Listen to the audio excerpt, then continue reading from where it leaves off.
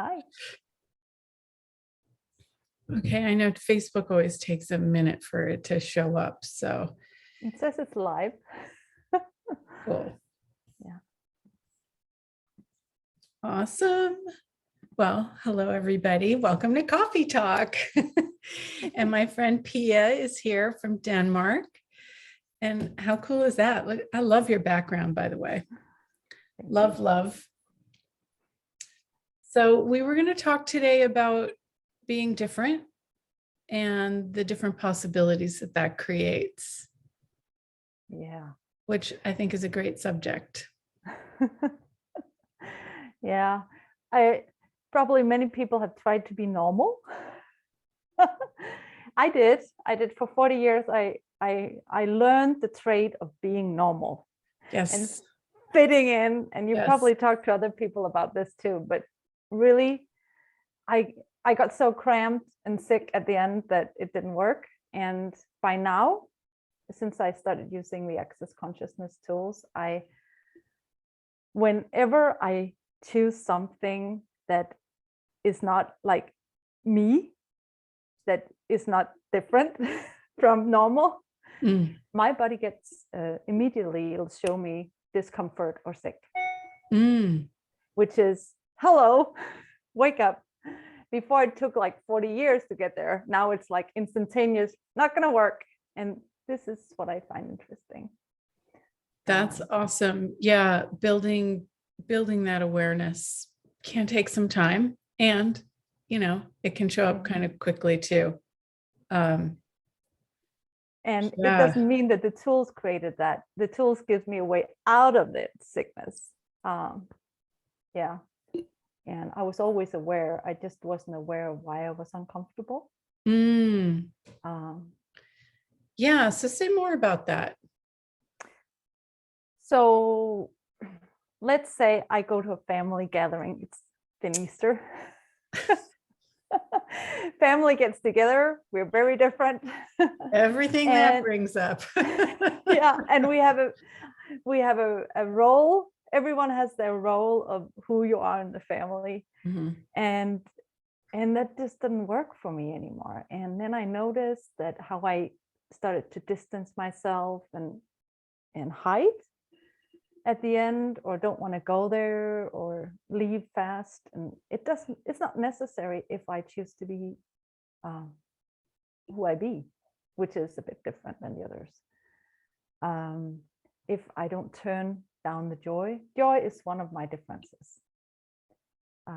That is actually my major difference. And I have creative capacities that most people don't want to go to. They probably do, but they don't want to go there. So I will, if I get an idea, I know it's possible. That's different. So true. Yeah. And so when I facilitate also, if I get together with anyone, I can, if it comes up, I know it's possible. So I'll ask people the most, for them or for the world, insane questions. And it'll change, because that was it. That thing that popped in, that idea actually was the trigger to whatever locked them up or me up. And then we get out of their own comfort. I find it really interesting how each of us has this unique way of, getting in or perceiving a little thing that we can tweak, where somebody's presenting their issue. I just had an interview with a couple of ladies who are going to do an article on my jewelry business and how I'm different. And I was saying that, and it was funny because I've never actually noticed it like this, but I facilitate people with jewelry, because even just putting a piece on, it brings up all your judgments about whatever, your neck, you don't wear things, it's too flashy, you don't want to be seen, whatever. Yeah. I don't want it to be stolen, these things. And because I don't have a point of view about it, it can melt all of their judgments. And change their appearance. Yes. I bet. Instantly. It's just so cool. I love that. And you do Yeah. that with I a do. question or with? I do that with question a lot. Or actually, I found out lately it's like a big translator room. Hmm. It's like I become this room wherever I am this room, but it expands whenever I go near somebody. And it's like they get included in my room, and then it's like I can translate whatever they have going on into something others can use, or the other way around, what the world is putting out and they don't know how to be with. I can translate it energetically or words. It doesn't matter. The word sometimes comes, but I can just translate it. It's like it's not a channel, because I looked at it. Am I channeling? No, I'm just that room where the possibilities are just endless. And so does the person who you're working with have to have a question in mind or an issue, or do you just see things? Well, I don't see them, but I perceive them. Perceive. And I don't say it. I ask them what's up in their world, and then we go from there, and what they are willing to look at. And that's one of the things. But of course, I can know it and I can perceive it. But I also learned during all this uncomfort how much you push people away if you push them. Like if you push them to with a piece of jewelry they're not ready for. Yeah. That's not going to work. And it's the same here. I can't ask them a question unless they're willing to come here and ask me a question about, can we change this? Yeah. That's like saying, telling somebody you're psychic. Yeah, it doesn't work. Then they're like, I don't want you to read my thoughts. And it's like, well, too late. Too late. I mean, I did that before I came here. I knew what was going on, and that's that thing. And when people come to say, don't you know, you're psychic, and right. They decided I'm psychic, I did not really put that label on me. And that's also the uncomfort. Sometimes you could put a label on because you know something, but I only know it if they're willing to have it in their space. And right. that's the interesting part for me, is like, I know it because they are willing to have it there. And also, well, let's play. I want to play. Yeah. Yes. Okay. I want to play because I've been in this clearing all of the places that I'm avoiding and defending that keeps everything from just going boom. Many years ago, my business did just explode all over the world. Mm-hmm. And it made a lot of people uncomfortable. And so I shut it down. And I've been recognizing that I chose that I created the explosion, that I chose the contraction, and have been uncovering all these little tiny pieces that are part of the puzzle. And I'm just wondering what else there is. My question would be, how much are you validating their reality?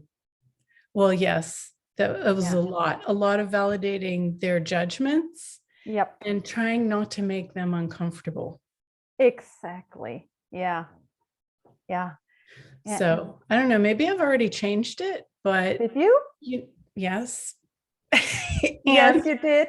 And it's also, have you acknowledged how much and how different you are and can be with this, and how great you are at creating with jewelry? Gems. Yeah, the gems. They want to play. I know. I know. Playing with gems. Who gets to do that? Julia does. Yeah. Okay. And so everywhere you're not acknowledged. Thank you. That just sparked something like when I was a little kid, or I don't know, teens or something. Mm-hmm. I was trading in some books to this used bookstore, and they'd give you 10 cents on the dollar for books.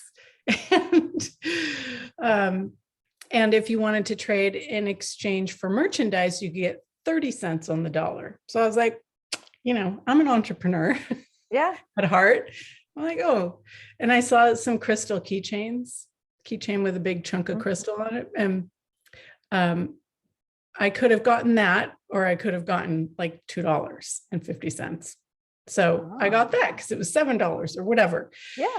And I came back so excited because the crystals were talking to me. I've always loved gems. And I got in the car. My mom's like, where's the money? And I was like, well, it was only going to be $2.10. So I got this instead. And I was all excited. And she was so pissed at me for getting a keychain with a crystal, and like the judgment on crystal. And it made me go, ooh. And then you were rebellious and started working with the crystals. I love it. Hey, Mom, doing it anyway. So how big a contribution was that keychain to your life? Well, yeah, all of my family and all of their judgments just made me work harder. But I like to work easy now. Yeah. So what if you didn't have to fight them anymore? Yeah. And it's like, as soon as you acknowledge, oh, this is who I be, we don't have to, we can give up the fight. Like about 3 weeks ago, I was staying with my parents, and my mom just kept like nagging, and I noticed how she nagged at my dad too. And it was almost like a gaslighting. And I was like, I'm not sure you talked about that here, but it was like this nagging. And then around the Global Foundation, we had Nexus Consciousness. I chose to turn all of me up for the first time. Like, I asked to be me long ago, and I thought I chose to be me, but I actually turned me up to a level of creativity that I had never chosen before. And about a week ago, it stopped.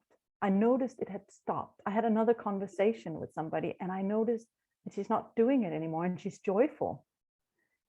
She is like one of these I call X-Men, extreme aware people, OCD, but she won't acknowledge it.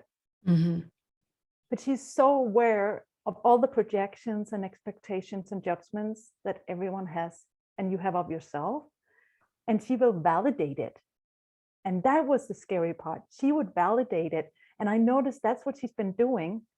So I expect like that this is not going to work for me, or I can't be that, and she would validate it by making sure I wouldn't be that. And it just changed as soon as I chose me, which was so interesting. I chose something different, and she changed. Yeah. And it's like, you don't have to tell anybody, you don't have to make this big announcement, you just do it for you. And I just did. And it's never just for you. A choice for you affects everybody else. So you know when you're actually choosing it, because everything changes. Yes. And I have had that joy that I have not allowed to let out. I have finally let that out.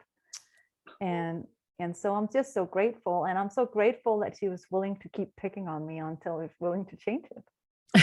It's like, can you even, like, if somebody's gaslighting you and you're still like going, thank you, it was awesome. Yeah. So, and that's one of the things, how much do we keep ourselves down because we think that's what other people want? What if it's not? What if they are just like we are, validating our reality and what we choose? So true. I know it's weird. It's not that weird though. Honestly. No, people do it all the time. It's so normal, but they're not aware of it. The weird part is to become aware of it and you go, oh, I can just change it. Yeah. Yeah. Like nobody's making you shrink. No. We've just habitually chosen that. Yeah. And do you have a question? Mm-mm. No. Okay. And actually it was a conversation. I was in the middle of a meeting with somebody else. And I was we were so expanded, and the phone rang, and it was my son. And I noticed like the animals, like how the animals have a zone like of awareness to protect them, like so they know what's going on in a zone around them. And I noticed I had one that shrunk, collapsed, whatever, it like punctured, whatever, when he just called in on that meeting.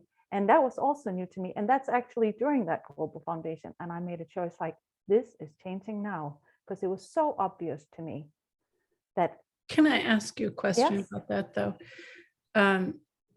Because a lot of people misidentify this. When somebody calls or somebody shows up or whatever, sometimes it can be the awareness of their zone. Yeah, totally. And their contraction. And sometimes it's yours in connection to them. So which was it? And that was my total problem with him all the time, that I hadn't been able to solve, is like, where does he start and where do I end? You know, where are we? We were one, because he like, I kind of spurred him out of my body, and it was like, I couldn't, that was the only person I couldn't disconnect from, like my mom, I couldn't disconnect from my mom, because I like kind of thought I was connected to them, and it must be. And yes, his zone is not intact either, but he's also very aware. And so I gave up trying to figure out who it belonged to, and just decided that I was going to change it. And what changed it was actually a question that I was given, is like, if I had allowed him to die. And I said, yes. And my body went, no way. And then the next part is, I asked him, and I was asked if I had allowed him to live, and I went, no. And my body went, yes. And because it got so joyful, of course he's going to live. and that spurred my allowance of whether I have allowed myself to be one or the other, like live or die, and like, you know, the choice to exist. I thought it was about existence, but it wasn't. It was just a choice to allow myself to be in every moment with every choice. And then it changed. I just noticed, oh, it's not about him. It's not about me. It's about choice. And beautiful. Now he can't do that anymore to me. And he's not really trying to do that. He's just calling because, can I have like an energy feed, please? Like, I'm in a situation, Mom, can you feed me a little energy here? Because right now I require a little, and I can just send him a tsunami instead. Exactly. Yeah. From that big spacious, like the background you've got there, that big spacious. Not from my body, but from space. Yeah. And so, how much are we trying to exist the right way, and just totally forgetting we can just choose to be here? Yeah. And the reaction versus the action you can take with the choice that we can make every day, every moment, whether somebody's contracted or not, whether we're contracted or not, we can change it if we want. Or we can just, enjoy being contracted for a while if that's the choice. Yeah. And what if that's not wrong? I was just listening to a recording I have with Dr. Dane here. One of the creators of Access Consciousness. And he was just asking people to stand up in a class, now stand up. And then they all stood up, and the people online that didn't stand up because they were sitting at their computer. And what was really funny to me was that he says, oh, now you chose to stand up. That's a choice. That's how you choose. And end of class. And you were in that class too. So that was like end of class. And it was just hilariously funny to me that we are asking, because people are asking often, how do you choose? Mm-hmm. Well, you can stand up, you can sit down, you can walk, or you can just say, this is not gonna work for me anymore. That's also a choice. Yeah. And you're on the Magic of Being call series. Yeah. What we got to in the last call with choosing the non-reality reality. Yeah. Like, we think that because we can't figure it out or understand it, or, you know, linearly get to this big thing, that we can't ask for it. But when we do ask for something that's beyond normal, that's when the magic shows up. Yeah. And all the trying to figure out and, well, reasoning that, you know, well, I could ask for this much or this difference or this thing because it's reasonable. It just keeps it in this reality, and you're eliminating the possibility of magic. Yeah. And I noticed as I turned this up, how uncomfortable it actually got for me, because I had friends starting to react to me and calling me a superior bitch. And this was, this was really interesting. Yes, actually it was a thank you, but also I didn't say that out loud. but I was inside, thank you. Because that means I actually chose something different, and not to be superior. But if somebody calls you superior, it just means that they chose to stand under you and look up at you and think you are superior. It's they're telling you that they're not willing to go there. It's just an information. And so thank you for letting me know what you're choosing right now. And I noticed that there were several places in my life where people would not follow when I became this different and this joyful, because they like it a little solid. And not, and so I tried my whole life not to be airy fairy. But what if it is so magical? My reality is like, it's not airy. Yeah, it is airy, and it is fairy. Yeah, literally.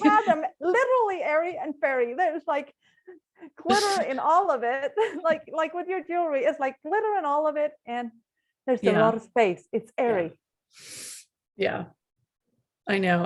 I've always created based on the energy of stones and things, and them wanting to be together, that created an energy. And I never really talked about it because I thought that, you know, maybe I'd be made fun of or whatever. And then it became really popular to advertise, you know, the energy of things, but it was all just words. They weren't actually basing anything on the energy of it. And so I'd get pissed, but that's because I wasn't willing. And so now I'm finally like actually putting it out there and leading with the energy and calling my creations like amulets and things. So, oh yeah, that's a big step. Because then, what are you, a witch?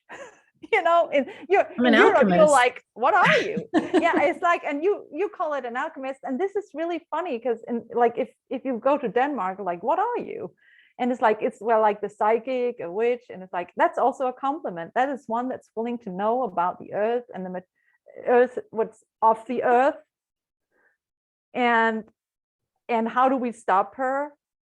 We stop her by judging her and calling her a witch, instead of one who can work with all materials, which is an alchemist and can change and alter it all. And that's, so what if we are called that? All we do is we're willing to know something that most people are avoiding because they don't want the judgment. Yeah.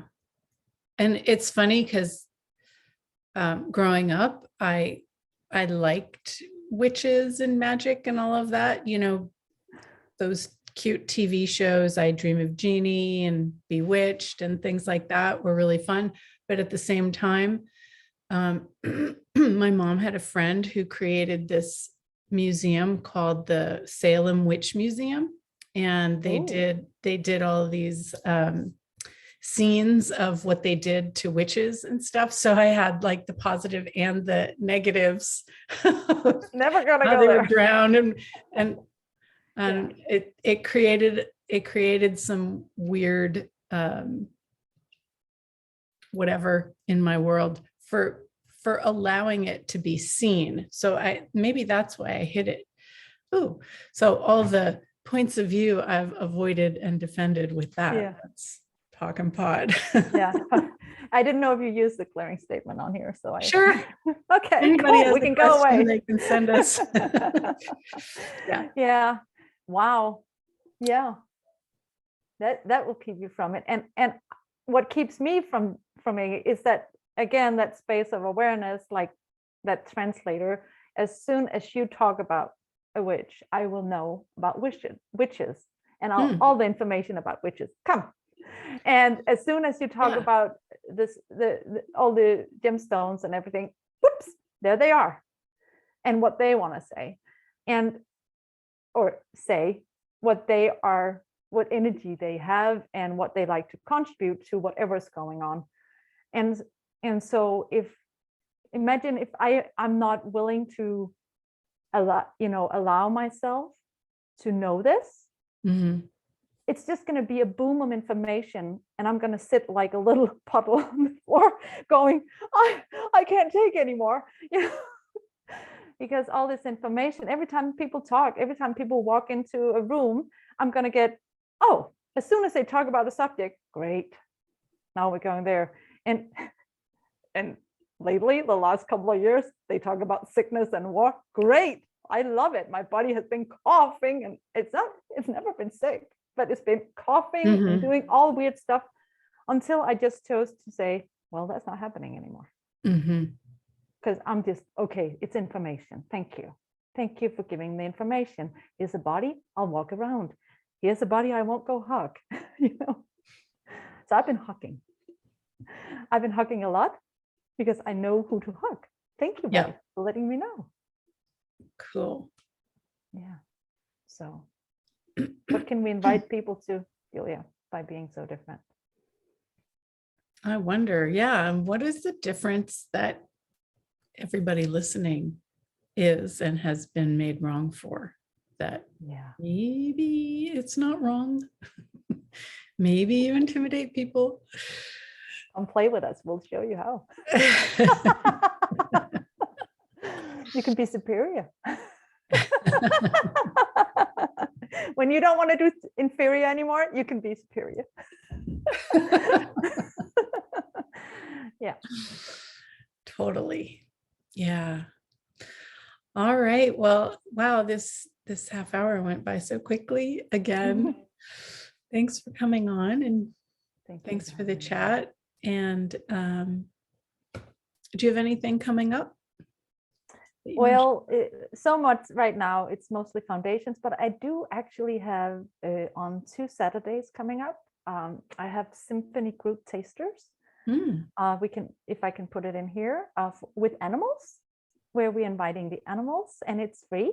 And so it's with Talk to the Animals and another facilitator, Viv Adcock, and we're playing with the animals, the energy of them, and you can bring your animals to the screen and on the Zoom. Yeah. Very cool. Yeah. Send me the info and I'll put it on the YouTube as well. Awesome. And they may have to get up early though, or late. Actually, it's late for you. Let's stay up a little late for that one. They're from Australia. Viv is from Australia. We got to fit it in. Yeah. Yeah. It's a choice. It's all good. Okay. I've got to run and do my expanding exercise for the week. Have fun. Thank you. Have a great rest of your day. Thanks everybody for listening, and we'll see you next time.